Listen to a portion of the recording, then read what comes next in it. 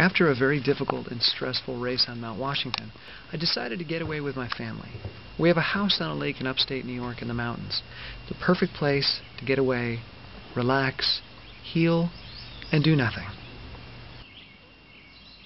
Today I decided to go for a little run. Been super stuffy, just, stuck inside and hanging out in the dock, and I needed to get some blood flowing. So I'm doing a run in the park. Now, I say park. Well, this is the largest park in the United States. It's 6 million acres. People don't realize that. New York State is mostly wilderness. It's fantastic here. There's hundreds and hundreds of lakes, incredible mountains, and just miles and miles and miles of trails like you can't even imagine in some of the most remote parts of the United States. So I'm out here doing a run on Brandy Brooke Flow, which is the north section of Cranberry Lake where we have our house, and you can see one of the boathouses behind me. This area of the lake you can only get to by foot or by boat. So these homes, well, they're not really homes, they're camps in a sense, are floating on the lake, so these people are not paying property tax, nor are they paying for property. They just float these camps in, dock them, and they have a home or a camp for free, except for the building materials. Pretty neat, huh? One of the coolest things about this section of the run is it goes through a cherry forest. It's on the ground, low grasses and ferns, and then cherry trees spaced really far apart. So it's like this manicured forest. It's absolutely stunning. I love it, and the trail is really soft and forgiving. Yay! You know what I'm really excited about? There's no ticks up here. Global climate change has sent the ticks farther and farther north every year. Now in Vermont, where we never ever had a tick as a kid, you go outside and you're going to get 2 ticks on you. Well, about 150 miles north here in New York, ticks aren't up here yet. So I'm running through these tall grasses and I don't have to keep checking my legs for ticks. So yeah, cool. One of the things you have to watch out for up here, black bear.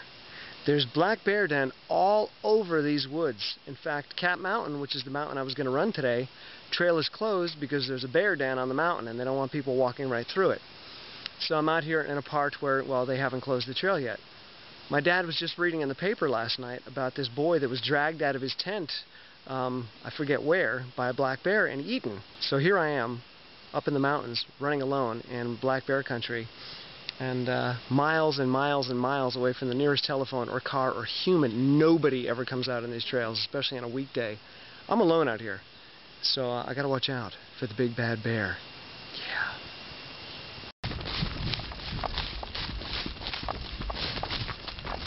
I'm here at a remote campsite off Brandy Brooke Flow, and someone has built this rustic old bench. It's like a big seat made out of cherry logs. It's kind of cool because there's an entire style of furniture design called Adirondack furniture. It's very rustic, often covered in birch bark or cherry bark. So a nice rustic bench, sit here, have a little fire, and hang out and watch the lake. They call it Brandy Brooke because it looks like brandy. It's dark, orangey. The reason being, there's a lot of tannic acid in the water here from all the pine trees. All the pine needles leach their tannins into the water, so you get this dark, dark, tan kind of color to the water. It's clean water, but it just looks tan. Found another really cool remote campsite here off Brandy Brooke. And someone has built another bench out of logs. When you're out here, you have to be really careful with food. You have to tie the food way up into the trees so the bears don't ransack your camp at night and eat all your food and get nasty with you. We're going to run through the bear tunnel now. Check it out.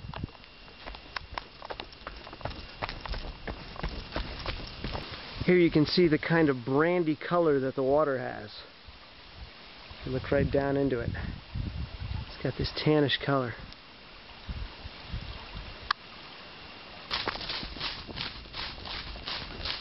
I just spooked some partridge, a whole family. There's one of them crying over here. See if we can find him. I see him running. Oh, he just took off. When they fly, it's like a super loud drum roll, thunder clap. It's crazy. Scared the hell out of me.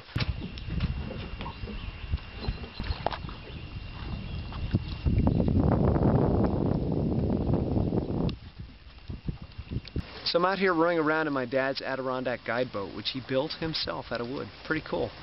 Anyways, a guide boat is an invention that is unique to the Adirondacks. Back in the 1800s, the Adirondacks were a sportsman's paradise. It was real wilderness. Hardly any roads. A couple trains came up into this area, And very wealthy families from New York City would come up here to get out of the city environment, out of the toxic air, because tuberculosis was really big back then. And one of the prescriptions was to come up to the Adirondack air, the clean air, get away from the coal soot cities, and heal yourself. Well, these wealthy people didn't like to paddle. Well, if you've ever been in a canoe, if you don't have two people paddling, one in the front, one in the back, that canoe is just going to do circles. It's really, really difficult. So these Adirondack guides got smart. They said, well, we'll take a canoe and we'll put oars on it. So we'll row it like a rowboat, and that way we can do it ourselves, and these rich sports, as they call them, can sit there and not have to do any work because they didn't want to. So these Adirondack guides came up with the Adirondack Guideboat, which is a phenomenal invention because now you can go by yourself in a canoe at very, very high speed. These things move fast, much, much faster than you can go in a canoe. And you can cruise out by yourself, which is what I'm doing right now, just wandering around on the lake really quickly. And I don't have to worry about the whole, kinked neck, one side arm getting tired thing that you deal with in a canoe, or the J stroke or this stroke, and figuring out how to turn it. Much easier with oars. So, yay for those rich people that force these guys to be creative. You can get an amazing workout if you really speed up and you don't have to use the legs, which means you can recover from running and still get a fantastic workout. So I'm going to speed up a little bit here and go check out some Adirondack scenery.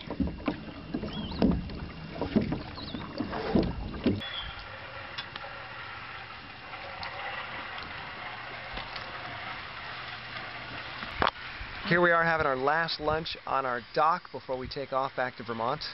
Got myself a huge salad, probably like 3 pounds of salad. Check that out.